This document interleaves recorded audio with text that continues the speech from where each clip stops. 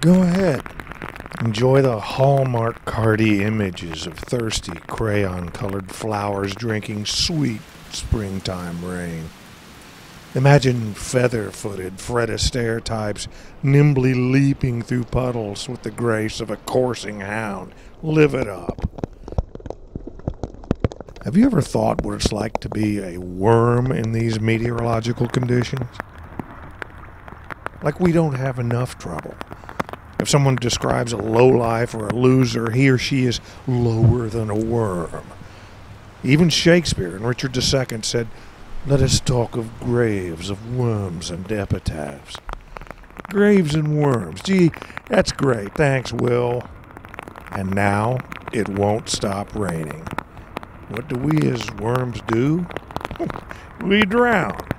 It doesn't take much rain to screw up a worm's day. So stink off, flowers and puddles. Stink off, people with umbrellas. We hate rain.